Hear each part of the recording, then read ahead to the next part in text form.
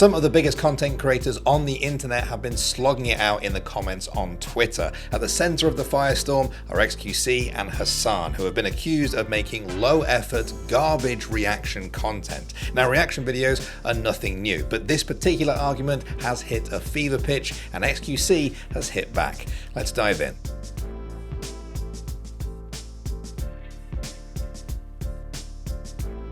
Alright, before we jump in, I want to remind everyone quickly, we have a new episode of our series Into the Dark. This series is part of a partnership with Kraken Rum, and it's about the creators and players you love taking those first steps into the unknown. Our latest episode covers Disguised Toast from his early days of streaming anonymously to bravely revealing his face and eventually owning his own esports team. You can check out the incredible story using the link below. Now, if you've been living under a rock for the past few years, reaction content is typically used by live streamers to fill their stream with stuff to actually do. Now, people have called it at best lazy and at worst straight up plagiarism, just using someone else's work as your own content. Both XQC and Hasan have become the latest targets of this criticism for the hours they fill up on their streams with React content. Did you see anyone there as you entered the first floor from the stairway?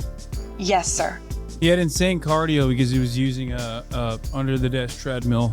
In particular, this drama started from a tweet by Bub Films, who pointed out that XQC's reaction to Lemino's JFK assassination video had already amassed 300,000 views. Much of the video sees XQC watching in silence and occasionally remarking on the video, resulting in his reaction clocking in about 20 minutes longer than the original 1 hour 38-minute runtime. And this led to some pretty entertaining replies about the quality of X's reaction as well. Williams could feel the explosions up on the 5th. It sounded to Chat, it's true. do the shot. Okay, chat. This is true. If you've ever been to a gun range, when somebody even close to you, even across from the hall, shoots a gun, even a rifle, you're gonna feel it 100%. No way he hits that. That shot is insane.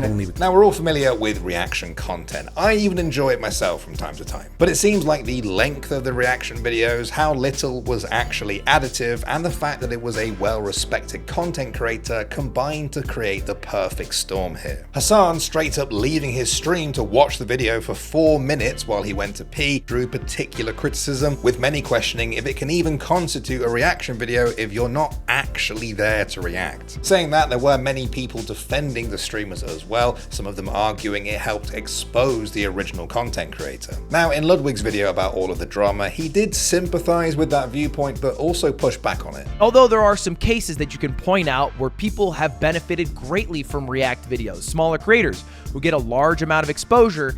That exposure is unnatural, and the market would correct itself if no React videos were in existence, because it would go to the people who are naturally pushed by the algorithm, as opposed to some giant YouTuber or giant streamer exposing light by their blessed reactions. I think that's the general idea.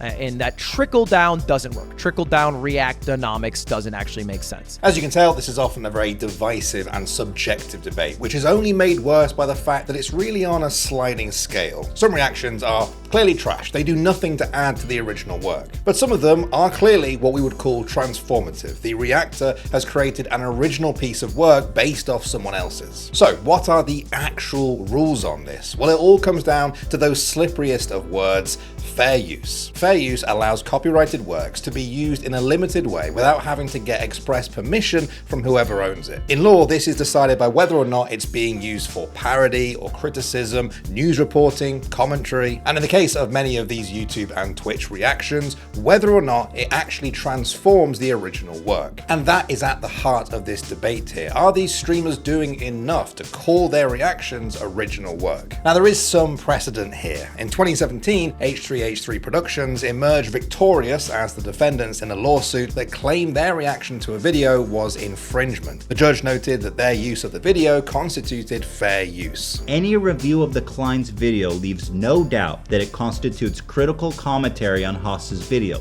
There is also no doubt that the client's video is decidedly not a market substitute for Haas's video. For these and the other reasons set forth below, defendants' use of the clips from the Haas video constitute fair use as a matter of law. But the thing is, H3H3's video, which included some of the plaintiff's video, was actually about the person in question. It was unquestionably a commentary or critique of the other video. And that is clearly not the same as watching a 90-minute Let Me Know video which has no connection to you. If you watch XQC or Hasan watching it, why would you need to watch the original video? You've literally seen the entire video, just with some desk treadmill thrown in. Now that doesn't mean their reactions definitely aren't fair use, just that the H3 precedent doesn't really apply here, and the only person who could make that call would be a judge. Now, in my personal non-lawyer opinion, it would be difficult to prove to a judge that an extra 20 minutes of "yeah dudes" would make the work transformative. Just as it would be hard to prove that a 4-minute shot of Hasan's empty chair in the corner of a screen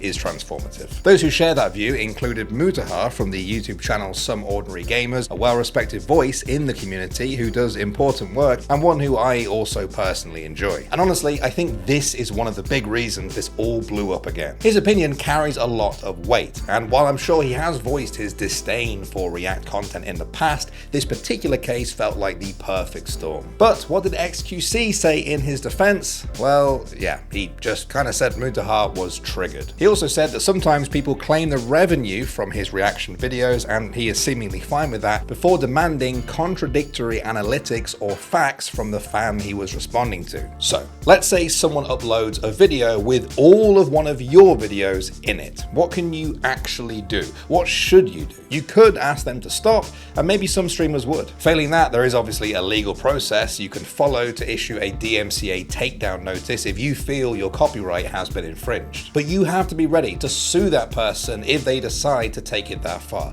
and there are consequences if you lose. There's also the aforementioned strategy of sending a claim, taking the revenue from the React video, and just calling it a day. That's assuming the streamer doesn't dispute it, and it seems like XQC and Hasan probably wouldn't. So the options aren't great for people who actually make content. Yes, there is a legal option, but it's drawn out, it's expensive, and it comes with a reputational hazard, since the other party, a big streamer in this case, can control the whole narrative in public. And if they're so sure that they're operating under fair use, why aren't they re-streaming sports games or movies? The obvious answer is the sports leagues and Hollywood have the resources to sue their ass back to the Stone Age. Let Me Know doesn't. At the end of the day, it's kind of easy to see why this issue is a controversial boomerang. Many of the biggest streamers do this and face no consequences, so people assume it's allowed, it's normal. But the truth is, outside of very specific cases, we don't know that at all, especially in the case of the Let Me Know video. This whole debate just feels like a vicious cycle.